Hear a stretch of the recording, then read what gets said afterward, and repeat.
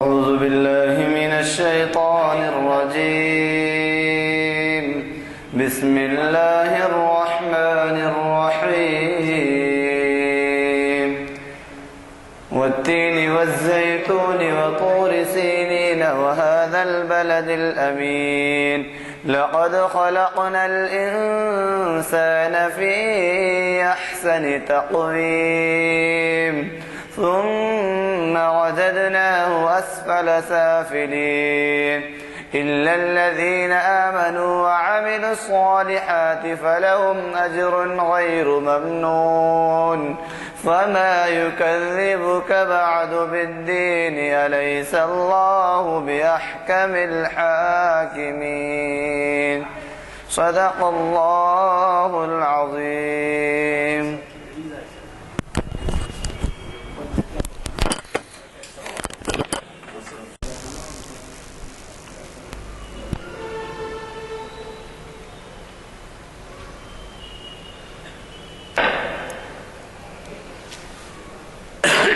السلام علیکم حضرات، آج یہ شریعت انفارمیشن سروس کی 613ویں نشست 25 جنوری 2016 عیسوی مطابق 14 ربیع الثانی 1437 ہجری بعد نماز عصر کانفرنس ہال جامع مسجد عالیہ گن فاؤنڈری میں منعقد ہو رہی ہے۔ یہ ہفتہ واری محفل ہے اور اس کا آغاز حافظ و قاری برکت اللہ صاحب مسجد حضا کے نائب امام کی قرأت کلام پاک سے ہوا، اور اللہ کے فضل سے ایک بہت ہی اہم عنوان سے یہ پاور پوائنٹ پریزنٹیشن آپ کے سامنے پیش کیا جا رہا ہے۔ اسے مخاطب کر رہے ہیں آپ کے جانے پہچانے مقرر حافظ محمد ارشاد الدین صاحب، جو ایک بہت بڑے اسکالر ہیں اسلامیات کے، اور جو ہمیں مخاطب کرتے ہیں اکثر یہاں محافل میں ہی نہیں بلکہ ہمارے جمعہ کے خطابات بھی، جمعہ کے وعظ بھی ان کے ہوا کرتے ہیں۔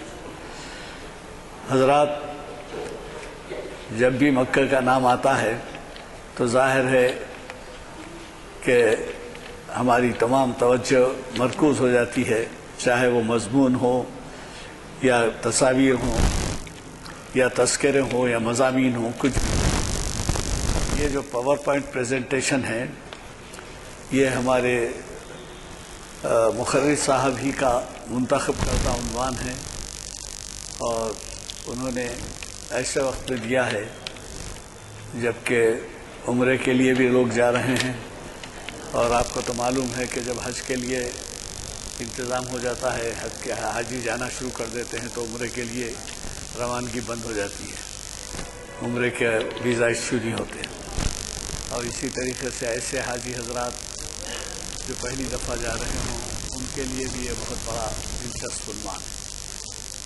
میں اس کے بارے میں کچھ اس وجہ سے زیادہ بتانا نہیں چاہوں گا کہ میں سمجھتا ہوں کہ ہر مسلمان مکے کی اہمیت جانتا ہے اور مکے کی تاریخ سے کسی نہ کسی طریقے سے واقف ہے، اور مکہ شریف کی وزٹ یا زیارت چاہے وہ کسی شکل میں ہو، چاہے عمرے کی شکل میں حج میں ہو، وہ ہر دین اسلام کے فالوور کو کی اہمیت مانتا ہے، اور وہ کسی نہ کسی زندگی کے حصے ہے۔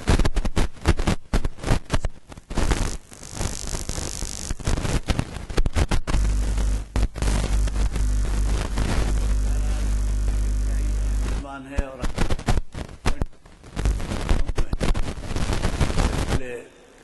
ایک پاور پوائنٹ ہمارے یہ بھی دیے تھے، حبیب اشرف صاحب نے بھی دیے تھے اور کوئی صاحب نے بھی دیے تھے۔ بہرحال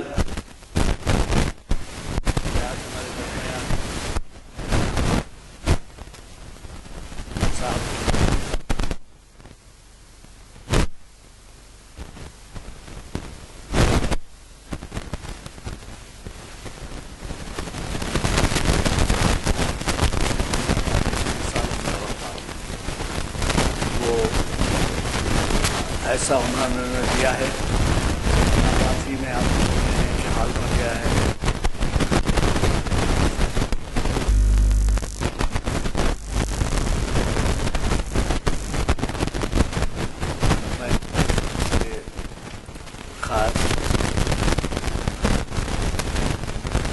سے گزارش شہنشین پر تشریف لائیں۔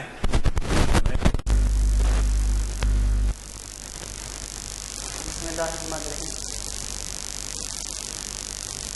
سامعین محترم، اسلامی تاریخ کا ایک بہت ہی تابناک اور بہت ہی روشن باب فتح مکہ کا ہے۔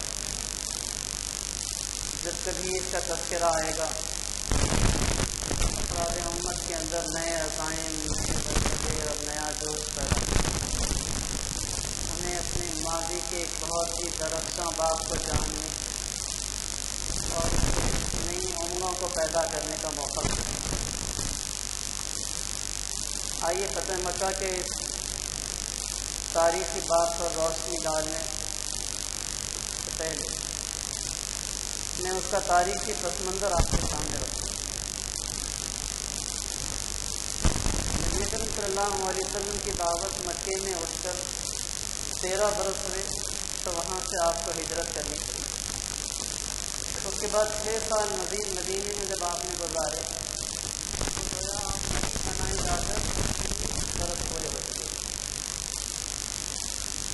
اب مسلمانوں کے لیے بے چینی کی ایک کیفیت یہ تھی کہ 6 سال مکے سے مدینے کو آ کر ہو چکے تھے، خانے کعبہ کو انہوں نے نہیں دیکھا، اور بیت اللہ سے مسلمانوں کا جو قلبی تعلق تھا، جو جذباتی وابستگی تھی، وہ ایسی تھی کہ اس کو دیکھے بغیر، اس کا طواف کیے بغیر مسلمان طویل عرصے تک اپنے آپ کو اس سے کاٹ کر نہیں رکھ سکتے۔ وہ لوگ جن کے دن اور رات مکے میں گزرا کرتے تھے، ان کے لیے تو ایک بہت ہی جذباتی قسم کا معاملہ۔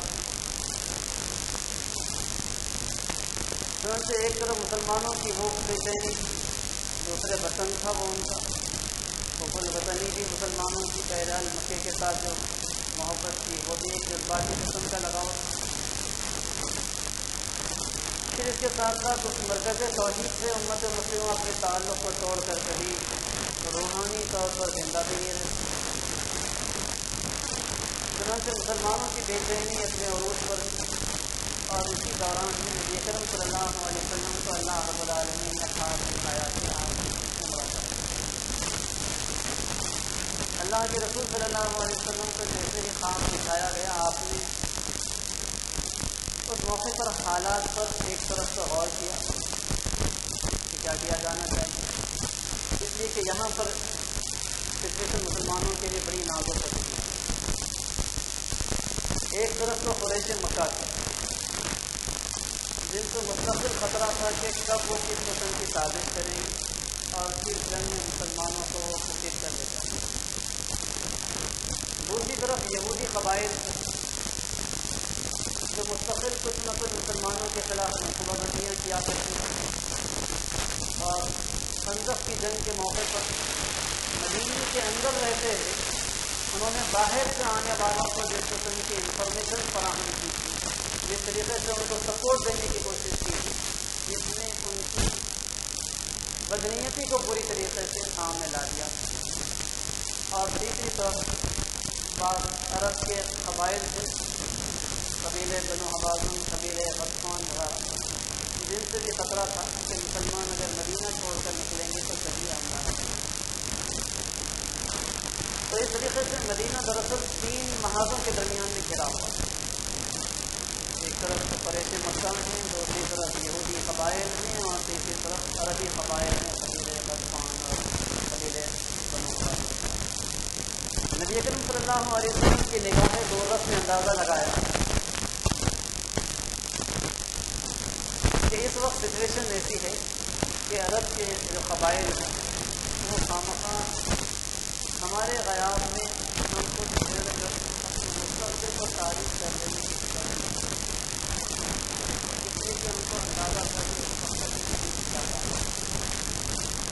دوسری طرف یہود ان سے مستقل خطرات اللہ کے رسول نے بات کا فیصلہ کیا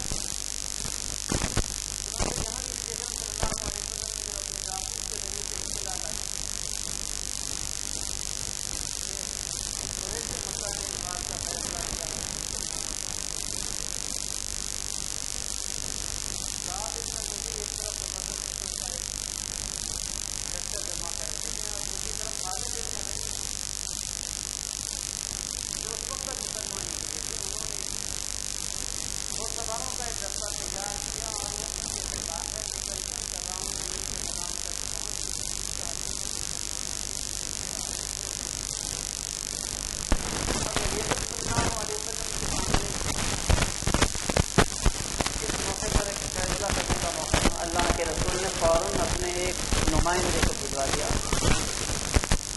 اللہ کے رسول کا نمائندہ یہ میسیج لے کر پہنچا کہ دیکھو پچھلے دنوں میں تمہارے پاس وہ قید آیا تھا, اس نے تمہاری نام کے لحاظ سے کمر توڑ کر. دوسری طرف مستقل دنوں کے نتیجے میں تمہارا عملاً کچومر نکل گیا.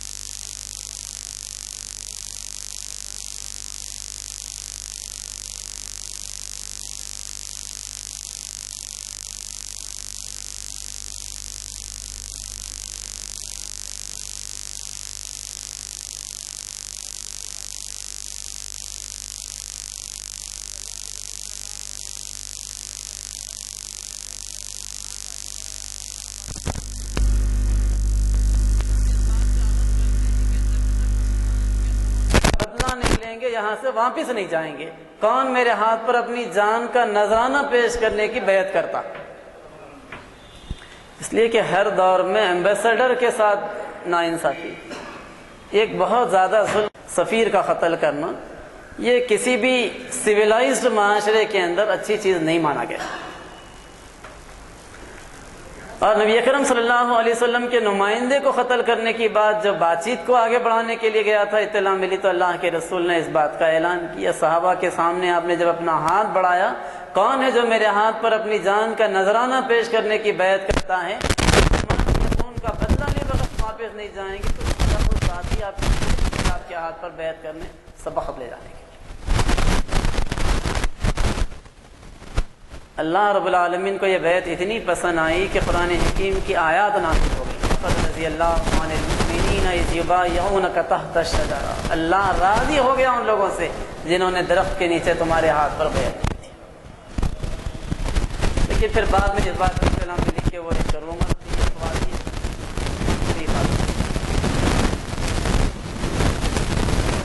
چنانچہ نبی اکرم صلی اللہ علیہ وسلم نے اس موقع پر کی بات چیت کے لیے والوں کے نمائندے کی حیثیت سے سہیل ابن عمر آئے تھے، ان سے بات چیت کی۔ تو سہیل ابن عمر سے جس موقع پر اللہ کے رسول نے بات چیت کی تو وہ بات چیت کامیابی کے مرحلے کو پہنچی۔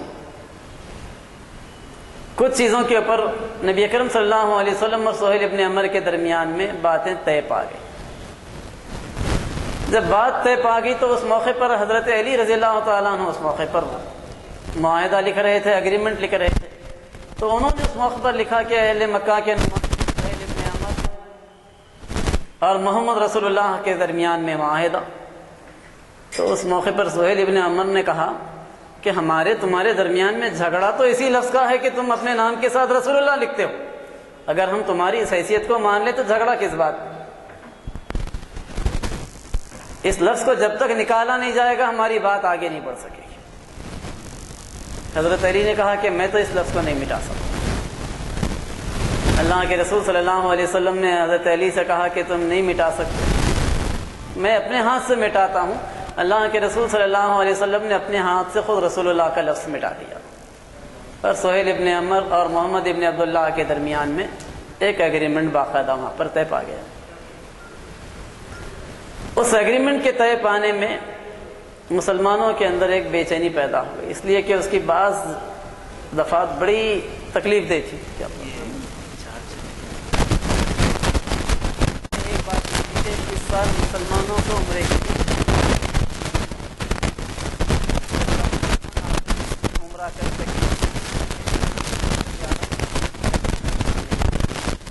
اگر ان کو واپس چلا جانا، یہ ایک بات ہے۔ دوسری بات یہ پائی ہے کہ دونوں پارٹی سے کوئی جنگ نہیں ہوگی، اور اہل مکہ کے درمیان میں اگلے دفعہ بات یہ طے پائی کہ اگر کوئی شخص اسلام قبول کر کے مکے سے مدینے کو آنا چاہے تو محمد صلی اللہ علیہ وسلم مدینے میں اس کو انٹری نہیں دے سکیں گے، اور اگر کوئی شخص اسلام کو چھوڑ کر مدینے سے مکے کو آ جانا چاہے تو مکے والے اس کو انٹری دے سکیں گے۔ اور پھر چوتھی یہ بات طے پائی کہ پورے عرب کے جتنے بھی قبائل ہیں ان سب کو آزادی ہوگی کہ چاہیں تو محمد صلی اللہ علیہ وسلم کے ساتھ الائنس کر لیں، چاہیں تو وہ مکے والوں کے ساتھ الائنس کر لیں، جس کے ساتھ چاہیں وہ اپنے تعلقات قائم کر لیں۔ اور ان حلیفانہ تعلق کے اندر یہ بات بھی ہوگی کہ ان کے الائنس کے اوپر اس پارٹی کا کوئی الائنس کرنے والا حملہ نہیں کر سکے گا، اور ان کے اوپر یا ان کے الائنس میں سے کسی سے پر بھی ادھر سے نہیں کر سکے گا۔ گویا مکمل طور پر جنگ بندی کی بات چیت ہو گئی۔ اس طریقے سے باتیں جب سامنے آئیں تو اس موقع پر مسلمان بے چین ہو گئے کہ ایک تو ہم کو مکے میں انٹری نہیں ملے گی، اگلے سال آئیں گے تو 3 دن سے زائد نہیں ٹھہر سکیں گے، اور پھر اس کے ساتھ یہ زبردستی کیسی کہ کوئی اسلام قبول کر کے مکے سے مدینے کو آنا چاہے تو اس کو مدینے میں ہم انٹری نہیں دے سکیں گے، کوئی ہمارے پاس سے بھاگ کر مکے کو جانا چاہے تو مکے والے اس کو انٹری دے سکیں گے۔ نبی اکرم صلی اللہ علیہ وسلم دیکھ رہے تھے کہ اگر جنگ بندی ہوگی، امن کے حالات پیش آئیں گے تو اس کے نتیجے میں کیا فوائد ہم کو حاصل ہو سکیں گے، اللہ کے رسول اس کا اندازہ۔ اور آپ کے ساتھی اس موقع پر یہ بات نہیں سمجھ پا رہے۔ ابھی یہ بے چینی تھی اس دوران میں ایک صاحب جن کا نام ابو جندل تھا، وہ مکے سے ہجرت کر کے مدینے کو آنے چاہ رہے تھے، اور وہاں پر پہنچ گئے جہاں پر اہل مکہ کے ریپرزنٹیٹو کی حیثیت سے سہیل ابن عمر اور ان کے ساتھی بھی موجود ہیں، ادھر محمد صلی اللہ علیہ وسلم اور ان کے ساتھی بھی موجود ہیں۔ سہیل ابن عمر نے کہا کہ محمد آپ ان کو انٹری نہیں دے سکتے کیونکہ ہمارے اور آپ کے درمیان میں یہ بات طے پا چکی۔ تو اس موقع پر اللہ کے رسول کے ساتھ جو صحابہ تھے انہوں نے کہا کہ ہمارے درمیان میں بات تو طے پا گئی ہے، لیکن نہ تمہاری سگنیچر بھی ہے نہ محمد صلی اللہ علیہ وسلم کی مہر نبوت وہاں پر لگائی گئی ہے۔ اللہ کے رسول کے پاس مہر نبوت تھی، ایک اسٹیمپ کی مانند باقاعدہ وہ लगाई जाती थी کوئی بھی اللہ کے رسول کا خط بھیجایا جاتا یا کوئی ایگریمنٹ ہوتا تو وہ مہر لگائی جاتی تھی اس کے اوپر. پر سہیل ابن عمر اڑ گئے کہ نہیں ان کو انٹری نہیں دینا. تو ابو جندل نے جب محسوس کیا کہ یہاں پر سچویشن ایسی محسوس ہوتی ہے کہ مجھے واپس بھیجایا جائے گا تو انہوں نے فوراً مسلمانوں کے درمیان میں ٹھہر کر ایک بہت ایموشنل قسم کی تقریر کر دی. انہوں نے کہا کہ لوگوں میں نے اسلام کی خاطر اپنے وطن کو چھوڑا, اسلام کی خاطر اپنے پراپرٹی کو چھوڑا, اپنے رشتہ داروں کے ساتھ تعلق کو ختم کیا, سب کچھ چھوڑ چھاڑ کر میں کسی طریقے سے مدینے کو پہنچا اور پوری دنیا میں پورے روئے زمین پر اس واحد دارالاسلام میں مجھے پناہ نہیں ملے گی تو زمین کے کس خطے پر مجھے اگر پناہ کے لیے جانا پڑے گا. ان کی اس تقریر نے مسلمانوں میں مزید بے چینی کی کیفیت پیدا کی. لوگ اور بے چین ہو گئے اور مطالبہ کرنے لگے کہ ان کو انٹری دی جانی چاہیے. لیکن سہیل ابن عمر اڑ گئے اور انہوں نے کہا کہ اگر اے محمد تم ان کو انٹری دیتے ہو تو ہمارے اور تمہارے درمیان میں حدیبیہ کی یہ صلح نہیں ہو سکتی, میں واپس جاتا ہوں. نبی اکرم صلی اللہ علیہ وسلم نے اس موقع پر کہا کہ ابو جندل تم واپس جاؤ, خدا تمہارے لیے کوئی راستہ نکال دے گا.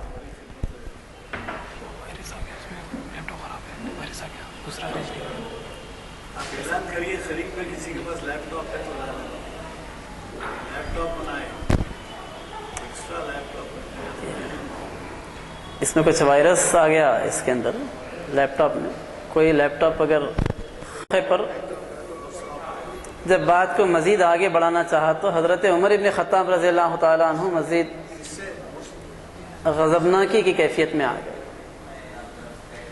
حضرت عمر نے بہت غصے کی کیفیت میں اللہ کے رسول سے سوال کیا کہ کیا آپ خدا کے سچے رسول نہیں ہیں؟ اللہ کے رسول نے کہا کہ ہاں میں خدا کا بھیجا ہوا سچا رسول ہوں. پھر انہوں نے کہا کہ کیا آپ خدا کا سچا دین لے کر نہیں آئے ہیں؟ اللہ کے رسول نے کہا کہ ہاں میں خدا کا دین لے کر آیا ہوں. تو انہوں نے کہا کہ جب آپ خدا کے سچے رسول ہیں اور خدا کا دین حق لے کر آئے ہیں تو اس طریقے سے دب پر یہ ایگریمنٹ ہم کیوں کریں؟ نبی اکرم صلی اللہ علیہ وسلم کے ویژن میں اور صحابہ کے ویژن میں ایک زبردست قسم کا یہاں گیپ ہو گیا تھا. اور بسا اوقات ایسا ہوا کرتا ہے دنیا میں موومنٹ کے ساتھ کہ لیڈرشپ اور فالوورز کے ویژن کے اندر فرق ہو جایا کرتا ہے. لیڈرشپ کی جو نگاہ ہوتی ہے, اس کی جو بصیرت ہوا کرتی ہے, اس کا جو ویژن ہوا کرتا ہے, اس میں اور فالوورز کے ویژن میں اگر فرق واقع ہو جائے اور اس موقع پر لیڈر کو فالوورز کا ٹرسٹ حاصل نہیں ہو, اس کے اوپر اعتماد حاصل نہیں ہو, تو اس کے نتیجے میں موومنٹس وہاں پر دم توڑ دیا کرتی ہے. لیکن نبی اکرم صلی اللہ علیہ وسلم کی جو لیڈرشپ تھی اس کے اوپر صحابہ کرام کو اعتماد تھا, ٹرسٹ تھا. اگرچہ کہ ان کے دل مطمئن نہیں تھے کہ جس قسم کا ایگریمنٹ ہو رہا ہے وہ ایگریمنٹ صحیح نہیں ہو رہا ہے, ہم دب کر کیوں صلح کر رہے. لیکن اس موقع پر حضرت عمر جنہوں نے سب سے زیادہ غضبناکی کی کیفیت میں اللہ کے رسول سے ڈیبیٹ کر ڈالی تھی انہوں نے, جس کا بعد میں پوری زندگی ان کو افسوس رہا, لیکن اس غضبناکی کی کیفیت میں بھی جس موقع پر اللہ کے رسول نے کہا کہ عمر اس ایگریمنٹ پر تم ہی کو گواہ کی حیثیت سے سگنیچر کرنی ہے, تو حضرت عمر نے اس موقع پر سگنیچر کر کے یہ بات ثابت کر دی کہ دل تو مطمئن نہیں ہے لیکن اطاعت کی روش سے ہم کبھی انحراف بھی نہیں کرتے. نبی کریم صلی اللہ علیہ وسلم نے حدیبیہ کی صلح کے اس کام کو مکمل کر دیا. رسول وہاں سے پلٹے, ٹینٹ میں واپس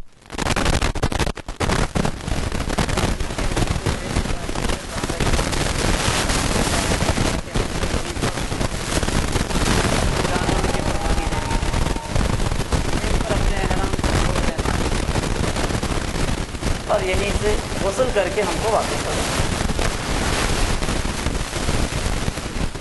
اندازہ کیجئے نبی کریم صلی اللہ علیہ وسلم کی زندگی کا یہ واحد موقع تھا کہ اللہ کے رسول نے 3 مرتبہ صحابہ کے درمیان میں یہ بات کہی کہ اس کو اپنے جانوروں کی قربانی کرو, بال کٹواؤ اور یہیں سے غسل کر کے واپس چلو, لیکن 3 بار اپیل کے باوجود ایک صحابی بھی نبی صلی اللہ علیہ وسلم کی بات پر لبیک کہنے کے لیے نہیں ہوتے. نبی کی پوری زندگی کے اندر یہ واحد موقع تھا. اس سے اندازہ کیا جا سکتا ہے کہ اللہ کے رسول صلی اللہ علیہ وسلم نے جو ایگریمنٹ کیا تھا اس کے اوپر صحابہ کے دل کتنے بے چین اور کتنے غم. تو اللہ کے رسول صلی اللہ علیہ وسلم نے اس موقع پر صحابہ کرام کو وہ آیات سنائی جو اللہ رب العالمین نے اس موقع پر جبرائیل امین کے ذریعے سے بھیجی. انا فتحنا لک فتحا مبینا، ہم نے ایک کھلی فتح آپ کو عطا کی. اللہ کے رسول صلی اللہ علیہ وسلم کے اوپر ان آیات کا نازل ہونا لوگوں کے لیے بڑی حیرت کی بات تھی کہ ہم تو اس بے بسی کی کنڈیشن میں ایگریمنٹ کر کے واپس ہو رہے ہیں اور یہاں پر اسے کھلی فتح سے تعبیر کیا جا رہا ہے. حضرت عمر مطمئن ہو گئے کہ قرآن حکیم کی جو آیات نازل ہوئی وہ بتا رہی ہیں کہ مستقبل میں اللہ علیہ وسلم مسلمانوں کے حق میں انشاءاللہ بہتر.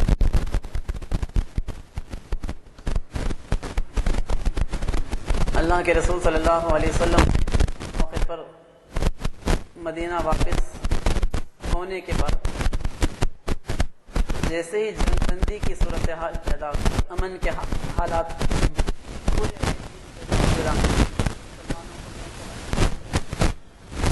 اور امن کے حالات میں ممکن ہے جنگی حالات.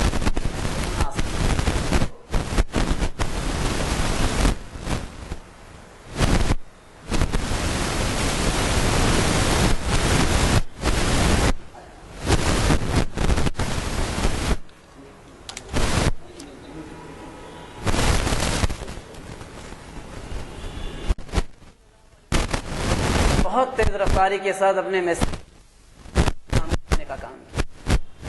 اللہ کے رسول صلی اللہ علیہ وسلم اس دوران نمائندوں کو تیزی کے ساتھ بحرین کو بھجوایا، عمان کو بھجوایا، ہرقل روم کے پاس بھجوایا، شاہ مقوقس کے پاس بھجوایا.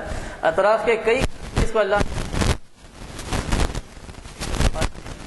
علیہ وسلم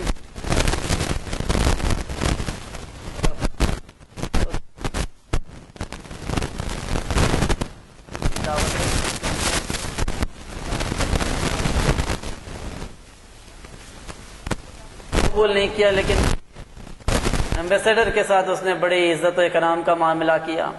ہرقل روم دعوت سے متاثر ہوا اور پھر اس کے ساتھ ساتھ عرب کے پورے قبائل کو آزادی ملی اور جس کے ساتھ چاہیں اللہ. یہ ہوا کہ عرب کے کونے آنے لگے، جس کو مناسب محسوس ہوتا وہ مکے والوں کے ساتھ ایگریمنٹ کر لیتا اور جس کو مناسب محسوس ہوتا وہ محمد صلی اللہ علیہ وسلم کے ساتھ باقاعدہ الائنس کرتا. یہاں تک کہ وہ مرحلہ آیا کہ تقریباً 35 ڈیلیگیٹس آئے پورے عرب کے کونے کونے سے اور انہوں نے محمد صلی اللہ علیہ وسلم سے 2 سال کے اندر اندر ملاقاتیں کی. امن کے حالات میں انہوں نے آپ کے اسلام کے میسج سمجھا. جن کو قبول کرنا تھا انہوں نے قبول کیا، جن کو قبول کرنا نہیں تھا صرف الائنس کرنا تھا انہوں نے الائنس کیا. اس لیے کہ اسلام نے روز اول سے یہ بات واضح کی ہے کہ لا اکراہ فی الدین، دین میں جبر نہیں ہے. زبردستی اسلام کا قبول کروانا اس کی کوئی اجازت اسلام نہیں دیتا اپنے فالوورز کو. وَلَوْ شَاءَ رَبُّكَ لَآمَنَ مَنْ فِي الْأَرْضِ كُلُّهُمْ جَمِيعًا، اگر اللہ چاہتا تو خود ہی پورے زمین والوں کو اللہ رب العالمین صاحب بنا دیتا، لیکن اللہ رب العالمین یہ نہیں چاہتا. نبی کرم صلی اللہ علیہ وسلم کو مخاطب کرتے ہوئے کہا گیا کہ أَفَأَنْتَ تُكْرِهُ النَّاسَ حَتَّىٰ يَكُونُوا مُؤْمِنِينَ. مخاطب تو نبی، لیکن اس کے ذریعے سے ساری دنیا کو یہ میسج دے دیا گیا کہ کیا تم چاہتے ہو کہ زبردستی لوگوں کو مسلمان بناؤ؟ اللہ یہ نہیں چاہتا. گویا زبردستی دعوت دے کر لوگوں کو دین میں داخل کرنا یہ اسلام کے نزدیک پسندیدہ نہیں. فرد کو آزادی رہے کہ وہ جج کرے کہ کون سی چیز اس کے لیے صحیح ہے، کون سی چیز اس کے لیے فائدہ مند ہے، کون سی چیز اس کے لیے غلط و نقصان دہ. چنانچہ نبی اکرم صلی اللہ علیہ وسلم نے اپنے اس میسج کو دنیا کے سامنے رکھنے کے موقع سے بھرپور فائدہ اٹھایا. اس دوران میں 2 بڑے قبیلے تھے. ایک قبیلہ وہ تھا جو بنو خزاعہ کے نام سے جانا جاتا تھا، دوسرا قبیلہ وہ تھا جو بنو بکر کے نام سے جانا جاتا تھا مکہ کے اندر۔ بنو خزاعہ کے لوگوں نے نبی اکرم صلی اللہ علیہ وسلم کے ساتھ باقاعدہ الائنس کر لیا، بنو بکر نے اہل مکہ کے ساتھ الائنس کیا۔ اب اس الائنس کے معنی یہ تھے کہ دونوں ایک دوسرے کے اوپر حملہ نہیں کریں گے۔ ان دونوں قبیلوں کے اندر پرانی رقابت چلتی تھی، ایک دوسرے کے راگل تھے یہ ہمیشہ۔ اور پھر ایک مرحلہ وہ آیا کہ 8 ہجری میں بنو بکر کے لوگوں نے بنو خزاعہ کے اوپر رات کے اندھیرے میں اچانک حملہ کر دیا۔ حملہ بڑا سخت تھا اور بنو خزاعہ کے لوگ اس کے لیے تیار نہیں تھے، اس لیے کہ جنگ بندی کا ایگریمنٹ تھا۔ وہ اپنی جان بچانے کے لیے خانہ کعبہ کی طرف بھاگے تو انہوں نے وہاں پر پیچھا کیا بنو بکر کے لوگوں نے، یہاں تک کہ وہ بھاگتے بھاگتے جب حدود حرم میں داخل ہو گئے اور انہوں نے پکارتے ہوئے کہا، اے بنو بکر کے لوگوں، ہم بیت اللہ کے حدود میں داخل ہو گئے ہیں، کم سے کم یہاں پر تو انسانی جان کی حرمت کا پاس و لحاظ کرو۔ لیکن اس کے لیے بھی وہ تیار نہیں، اور وہاں پر بھی انہوں نے چن چن کر بنو خزاعہ کے لوگوں پر حملے کیے، زخمی کیا، قتل کیا۔ اور اس موقع پر قریش مکہ نے جو زیادتی کی وہ یہ کہ نہ صرف یہ کہ بنو بکر کے لوگوں کو انکریج کیا، بلکہ ان کے بعض بڑے سرداروں نے بھیس بدل کر بنو بکر کے لوگوں کے ساتھ شامل ہو کر بنو خزاعہ پر حملے کیے، اور ان حملہ کرنے والوں میں وہ سہیل ابن عمر بھی شامل تھے جن کی دستخط کے ساتھ حدیبیہ کا ایگریمنٹ ہوا تھا۔ اس کے اندر اکرمہ ابن ابو جہل بھی شامل تھے، صفوان ابن امیہ بھی شامل تھے۔ یہ 3 بڑے سردار تھے جنہوں نے بھیس بدل کر بنو خزاعہ کے لوگوں پر حملہ کیا تھا۔ یہ سارے کے سارے لوگ آئیڈینٹیفائی کر لیے گئے، بعد میں ان کی شناخت ہو گئی۔ بنو خزاعہ کے کئی لوگ اس میں مارے گئے۔ وطیر نامی چشمے کے اوپر یہ انسیڈنٹ ہوا تھا جہاں سے حملے کا آغاز ہوا، اور پھر بھاگتے بھاگتے حدود حرم میں بھی حملے کیے گئے۔ دوسرے ہی دن صبح میں فوراً بنو خزاعہ کے لوگوں نے اپنا ایک ڈیلیگیشن بنایا اور اسے مدینے کو بھیجایا کہ جائیں اور نبی اکرم صلی اللہ علیہ وسلم کے پاس فریاد لے کر پہنچیں، کمپلین کریں کہ ہمارے ساتھ بنو بکر نے زیادتی کی۔ چنانچہ اس موقع پر عمر ابن سالم اپنے ساتھ ایک ڈیلیگیشن کو لے کر گئے، اور جا کر انہوں نے نبی اکرم صلی اللہ علیہ وسلم سے ملاقات کر کے اشعار کی شکل میں انہوں نے اپنے ساتھ ہونے والے ظلم اور زیادتی کو پیش کیا۔ اس کے فوراً بعد ان کا دوسرا ڈیلیگیشن بدیل نامی ایک شخص کی قیادت میں نکلا، وہ گیا محمد صلی اللہ علیہ وسلم کے پاس، اور جا کر اس نے اس موقع پر جبکہ اللہ کے رسول مسجد نبوی میں بیٹھے ہوئے صحابہ کے درمیان بلند آواز سے بدیل نے پکار کر کہا کہ اے محمد، ہم ہمارے اور تمہارے درمیان میں جو پرانا ایگریمنٹ ہے اس کو یاد دلاتے ہیں، اور تم سے اپیل کرتے ہیں کہ تم خدا کے بندوں کو آواز دو، وہ آئیں گے سوار پیادے سب مل کر، اور ان کی مدد سے تم ہمارے ساتھ انصاف رسانی کے لیے پہنچو، ہمارے ساتھ جو ناانصافی ہوئی، جو ظلم اور زیادتی ہوئی ہے، اس کی تلافی کرنے کے لیے تم ہماری مدد کے لیے پہنچو۔ نبی کریم صلی اللہ علیہ وسلم نے پورا واقعہ سنا تفصیل سے، اور فوراً امیڈیٹ آپ نے ڈیسیشن لیا کہ آپ کو مکے کی طرف جانا ہے، لیکن آپ نے اس ڈیسیشن کی کسی کو انفارمیشن نہیں، اتنی سیکریسی اللہ کے رسول نے مینٹین کی کہ حضرت ابوبکر صدیق رضی اللہ عنہ جیسے دوست کو بھی نہیں بتایا۔ وہ مسلمانوں کو اس بات کا حکم دے دیا کہ وہ تیاری کریں، اور دوسری طرف اللہ کے رسول نے اپنے ایک نمائندے کو بھیجوایا کہ جاؤ اور جا کر ابو سفیان سے ملو اور بات کرو۔ ابو سفیان کے پاس نبی صلی اللہ علیہ وسلم کا نمائندہ پہنچا تھا، اس نے کہا کہ دیکھو تمہارے سامنے اس وقت ہماری جو پیشکش ہے وہ یہ کہ یا نہیں، اس کے لیے اگر تیار نہیں ہو تو پھر اس بات کا اعلان کر دو کہ یہ اب ہمارے الائنس نہیں رہے، بنو بکر کے لوگ بنو خزاعہ کی مدد کے لیے ہم آزاد ہو جائیں گے، بنو بکر کے ساتھ جو کرنا ہے کر لیں گے، نہیں اس کے لیے بھی تیار نہیں تو پھر آخری صورت یہ ہے کہ حدیبیہ ٹریٹی کی خاتمے کا اعلان کر دو، صلح حدیبیہ کو ختم کرنے کا اعلان۔ میں آ کر ابو سفیان نے کہا کہ ہم صلح حدیبیہ کو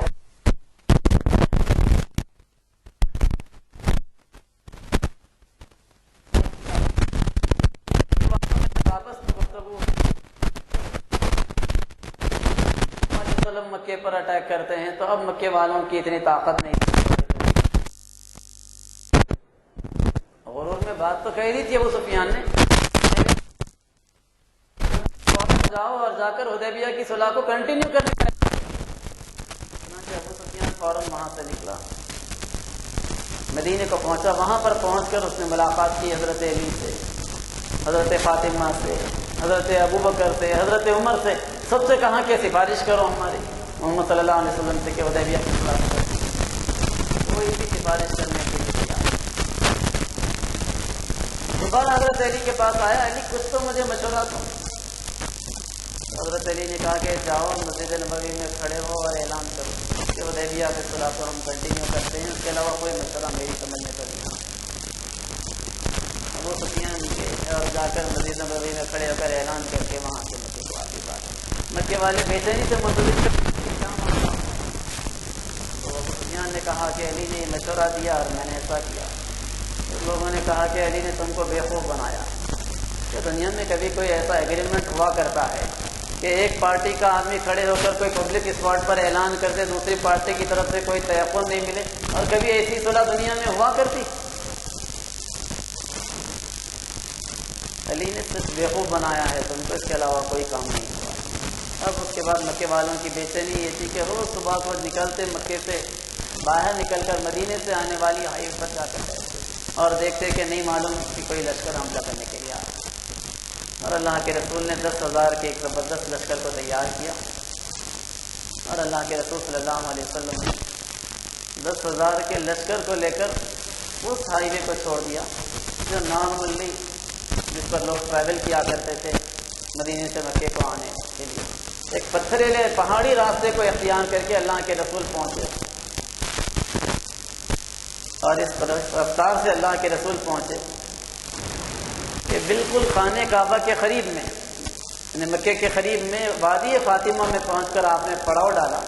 اس وقت تک اہل مکہ کو کوئی خبر نہیں مل سکی کہ کوئی مکے سے حملہ کرنے کے لیے آ گیا۔ پوری سیکریسی مینٹین کی تھی، 10,000 کے لشکر کے ساتھ اچانک پہنچے، اور جب وہاں پر پہنچے تو اللہ کے رسول نے وادی فاطمہ میں حکم دیا کہ سارے 10,000 سپاہی اپنا آگ کا ایک الگ الاؤ روشن کریں۔ حکمت یہ تھی کہ دشمن دیکھا کہ 10,000 آگ کے علاوہ روشن ہے تو اس سے یہ سمجھے کہ نہیں معلوم کہ یہاں پر کتنے لاکھ افراد آ گئے، آگ کا ایک علاوہ روشن کیا جائے تو اطراف میں 10-20 لوگوں کے لیے تو آسانی سے کام دے دیتا۔ کہ اللہ کے رسول کی یہ جنگی حکمت عملی تھی کہ آپ نے دشمن کو مرعوب کرنے کے لیے ہر ایک کو حکم دیا کہ وہ اپنا آگ کا علاوہ جلائے۔ چنانچہ اس موقع پر اللہ کے رسول نے حضرت عباس سے، جو کہ اس دوران میں مسلمان ہو چکے تھے، کہا کہ ابو سفیان کو یہ منظر دکھاؤ۔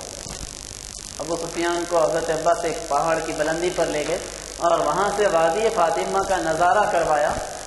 جب ابو سفیان نے وہ منظر دیکھا تو وہ کانپ اٹھے کہ نہیں معلوم کہ یہ لشکر داخل ہوگا تو کس طریقے سے پیس کر اہل مکہ کو رکھے۔ جو سائیکالوجیکل امپیکٹ اللہ کے رسول ڈالنا چاہتے تھے ابو سفیان کے اوپر، وہ اللہ کے رسول نے ڈال دیا۔ اور پھر اس کے بعد حضرت عباس نے کہا کہ دیکھو بہتر یہ ہے کہ محمد صلی اللہ علیہ وسلم کی بات کو قبول کر لوں، میں تمہیں امان دلا دیتا ہوں۔ اب ابو سفیان کے سامنے کوئی آلٹرنیٹ نہیں تھا، ابو سفیان تیار ہو گئے۔ تیزی کے ساتھ ابو سفیان نکلے حضرت عباس کے خچر پر بیٹھ کر کہ کہیں راستے میں کوئی دیکھ نہ لے، لیکن اتفاق یہ ہوا کہ جب وہ قریب پہنچے حضرت عمر فاروق نے دیکھ لیا۔ ابو سفیان وہ دشمن تھے جنہوں نے احد سے لے کر فتح مکہ تک سارے جنگوں میں کمانڈ کی تھی دشمن، اور اس حیثیت میں وہ مسلمانوں کے سب سے بڑے دشمن کی حیثیت سے جانے جاتے تھے۔ حضرت عمر نے جیسے ہی دیکھا تلوار کھینچ کر پیچھے دوڑنے لگے۔ ابو سفیان اور حضرت عباس خچر پر سوار تھے اور حضرت عمر پیدل دوڑ رہے تھے۔ ظاہری بات ہے جب انہوں نے خچر کو ایڑ لگائی تو خچر تیزی سے دوڑا، آگے نکل گیا۔ خچر پہلے نبی اکرم صلی اللہ علیہ وسلم کے پاس پہنچا، پیچھے سے حضرت عمر بھی دوڑتے ہوئے پہنچے۔ حضرت عباس نے چیخ کر کہا کہ اللہ کے رسول، میں نے ابو سفیان کو پناہ دی ہے، عمر پیچھے تلوار لے کر آ رہے۔ اللہ کے رسول نے حضرت عمر کو روکا اور اس موقع پر اسلام کا ایک اہم جنگی اصول بتایا کہ اگر اسلامی لشکر کا ایک سپاہی بھی دشمن کے کسی بھی فرد کو امان دینے کا اعلان کرے تو اس کی پاسداری پورے اسلامی لشکر کو کرنی پڑے گی۔ چنانچہ حضرت عمر رضی اللہ تعالیٰ عنہ نے اپنے ہاتھ کو روک لیا، نبی اکرم صلی اللہ علیہ وسلم کے ابو سفیان سے گفتگو کی، پوچھا کہ ابو سفیان کیا تمہیں ابھی اس بات میں کوئی شک ہے کہ اللہ کے علاوہ کوئی اور بھی معبود ہے؟ ابو سفیان نے کہا کہ اب اس میں کوئی شک نہیں ہے، اس لیے کہ اگر کوئی اور ہوتا تو ہماری مدد کے لیے کم سے کم اس نازک موقع پر تو آ جائے۔ ابو سفیان کیا تمہیں اس بات میں کوئی شک ہے کہ میں خدا کا بھیجا ہوا رسول ہوں؟ تو ابو سفیان نے کہا کہ ہاں، اس میں بھی شک باقی ہے۔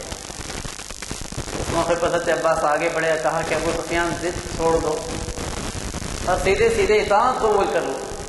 تو پھر بالآخر ابو سفیان نے لا الہ الا اللہ محمد رسول اللہ کہہ کر اپنے قبولیت ایمان کا اعلان کیا۔ مکے کا سب سے بڑا لیڈر جب سرنڈر ہو گیا، نبی اکرم صلی اللہ علیہ وسلم نے حضرت عباس سے کہا کہ لے جا کر انہیں کسی پہاڑ کی بلندی پر ٹھہراؤ اور اسلامی لشکر کے مکے میں داخل ہونے کے منظر کا نظارہ کراؤ۔ اتفاق سے اس میں کچھ پرابلم آنے سے فوجوں کی داخلے کے جو منظر تھے، اللہ کے رسول نے جس شاندار پالیسی کو اپناتے ہوئے مکے میں انٹری کی تھی، وہ نظارے اس وقت دیکھنا ممکن نہیں رہا۔ کسی مرحلے پر آئندہ ممکن ہوا تو وہ چیز ہو سکے گی، لیکن بہرحال اللہ کے رسول نے اس موقع پر جس اسٹریٹجی کو اپنایا تھا وہ یہ کہ مسلمانوں کے الگ الگ گروپس بنا دیے، گھوڑ سواروں کا الگ دستہ، اونٹ سواروں کا الگ دستہ، پیدل فوج الگ، اور پھر اس کے اندر پرچم بردار متعین کیے گئے، اور پھر اس کے ساتھ ساتھ لشکر کو 4 حصوں میں تقسیم کیا، ایک کی کمانڈ زبیر ابن عوام کو دی۔ اس دوران میں خالد ابن ولید بھی اسلام قبول کر چکے تھے، ان کو ایک حصے کی کمانڈ دی۔ ایک حصے کی کمانڈ اللہ کے رسول نے سعد ابن قیس کو دی، اور چوتھے حصے کی کمانڈ اللہ کے رسول نے حضرت ابو عبیدہ کو دی۔ مرکزی کمانڈ خود اللہ کے رسول نے رکھی اپنے ہاتھوں میں، اور اللہ کے رسول صلی اللہ علیہ وسلم نے مکے میں 4 الگ الگ انٹرنسز سے اس لشکر کو داخل کروایا، اور اس بات کا حکم دیا کہ تلوار نکالنے کی ضرورت پیش نہیں آئے، اس بات کی کوشش کرو، انسانی جانوں کے نقصان کو اوائڈ کرنے کی کوشش کرو میکسیمم۔ لیکن ساتھ میں وہ حضرت عباس سے کہا کہ ابو سفیان کو منظر بتلاؤ کہ اس وقت ہم کس طاقت و قوت کے ساتھ آئے۔ ابو سفیان کے منظر کو دیکھ رہے ہیں، ایک کے بعد ایک قافلے مسلمانوں کا لشکر گزر رہا ہے، تو مسلمانوں کے جو پرچم بردار تھے سعد ابن عبادہ، اس موقع پر جوش میں پکار اٹھے، آج انتقام کا دن ہے، آج بدلے کا دن ہے، آج تو چن چن کر مکے والوں سے ریونج لیا جائے گا، کسی کو نہیں بخشا جائے گا، آج تو خانہ کعبہ کو بھی حلال کر لیا جائے گا، خانہ کعبہ میں بھی کسی کو نہیں چھوڑا جائے گا۔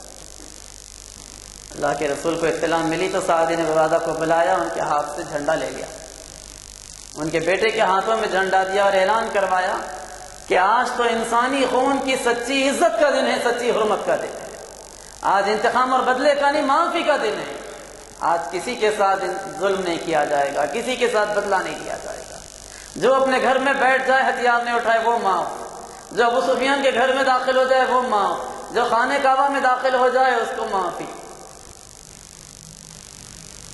اس کیفیت میں ہم وہاں پر داخل ہوئے، چاروں طرف سے جو لشکر داخل ہوئے، 3 طرف کوئی بھی مقابلے کے لیے نہیں آئے، اطمینان سے تینوں فوجیں مکے کے 3 حصوں سے داخل ہو کر خانہ کعبہ کے قریب میں جا کر پڑاؤ ڈالی۔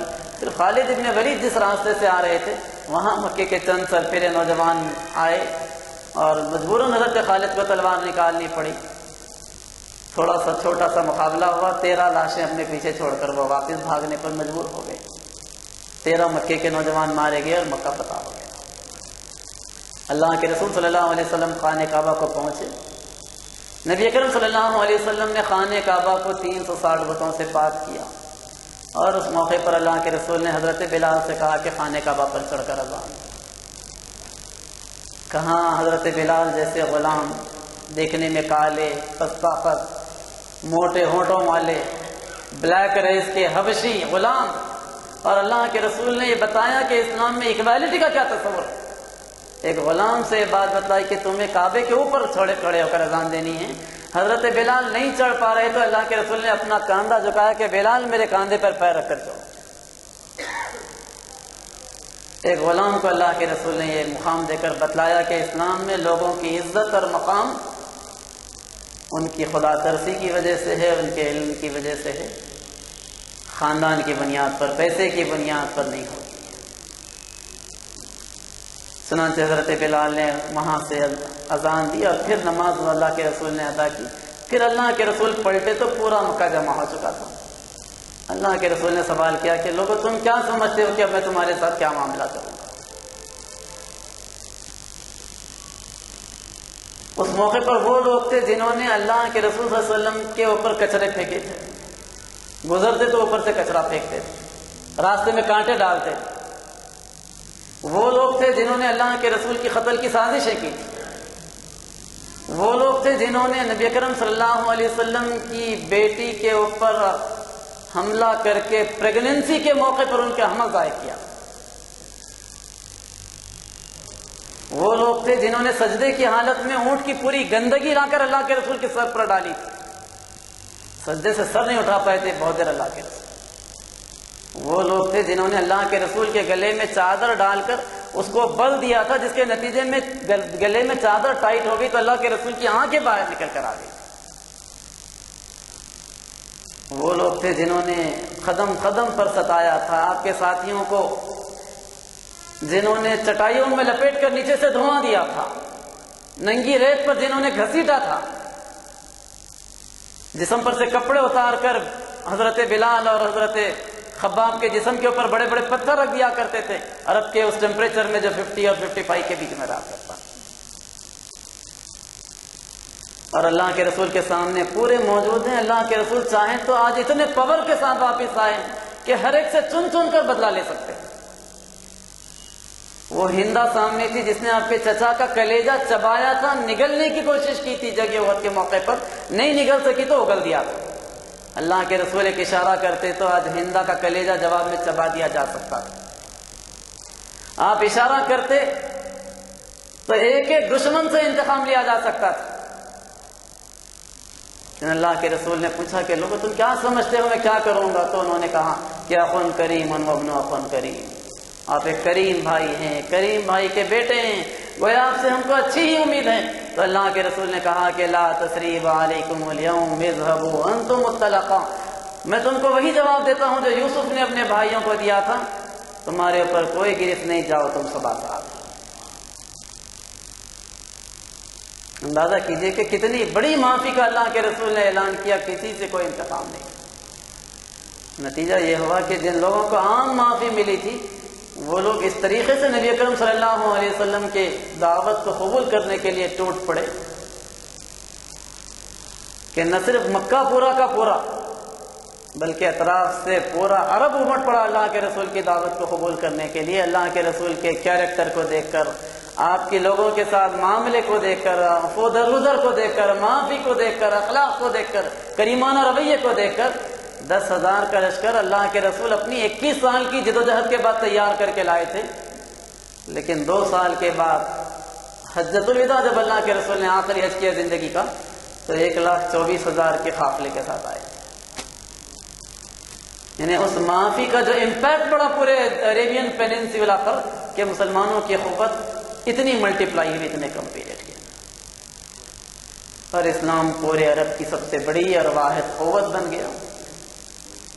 دنیا کے اندر نظام امن کو اللہ کے رسول نے اپنی زندگی میں عربین پیننسولا میں قائم کر کے بتلایا، اور دنیا نے اس منظر کو دیکھا کہ اسلام کس طریقے کے معاملات لوگوں کو سکھایا کرتا ہے. میں اللہ تعالیٰ سے دعا کرتا ہوں کہ اللہ تعالیٰ اسلامی تاریخ کے اس روشن اور درخشاں باب کو ہمیں اپنے سامنے رکھ کر پرعزم انداز میں زندگی گزارنے کی توفیق عطا فرما. زمین سے ناانصافی کا خاتمہ کرنے، ظلم کو مٹانے کے لیے جدوجہد کرنے والا ہم کو بنا. مظلوموں کے حقوق، بے کسوں کے حقوق، خواتین کے حقوق، ان کے لیے ہم کو اسٹرگل کرنے والا بنا. ہم کو اس بات کی توفیق عطا فرما کہ ہمارا وجود ہیومینٹی کے لیے فائدہ مند بن جائے. آمین. آخر دعوانا. السلام علیکم.